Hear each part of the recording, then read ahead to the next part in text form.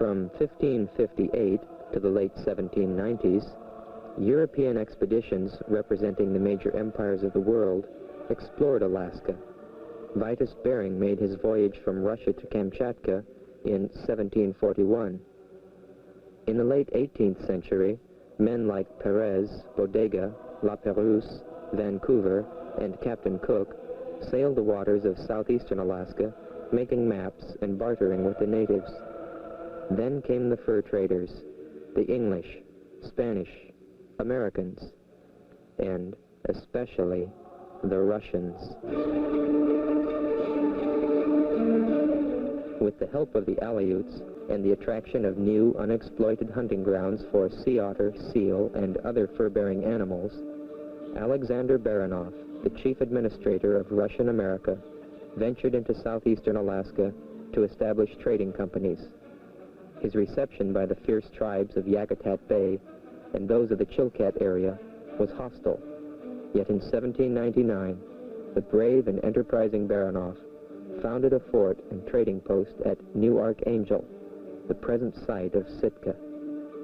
Baranov's headquarters were in Kodiak, and shortly after his return there, the fort of New Archangel was destroyed by the Sitka Tlinkits, its defenders massacred. In 1808, Baranov returned to New Archangel to establish it as his new home and the capital of Russian America.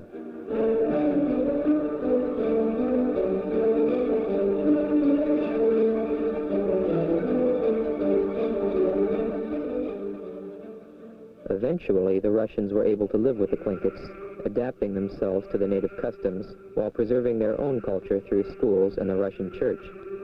Russian priests had established missions in Alaska, and Father Veniaminov began teaching Christian principles to the native children.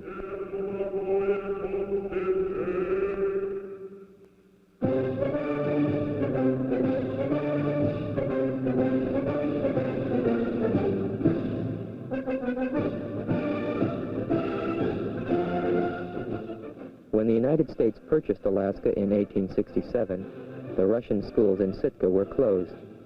New schools were not established for over 10 years when the Presbyterian Church initiated American missionary activity in Alaska. The Americans largely ignored Tlingit customs or regarded them with disdain while pursuing their own fortunes. Many of the Tlingit traditions eroded while the natives took on the ways of the whites. Gold mines, fish canneries, and whaling stations lured young Tlinkits from the villages to work in the new towns. Industry began to absorb the Tlingit economy, while the work of the missionaries began to change the Tlinkits' basic beliefs. By the united efforts of the officials of the civil government and the missionaries, this barbarous practice of shamanism has been practically broken up. Some of the shamans have been subjected to summary punishment in cases where the law could not readily be invoked. Others have been indicted and convicted, and this, together with the teachings of the missionaries, has served to practically eradicate from among them the chief superstition to which they were for centuries the abject slaves.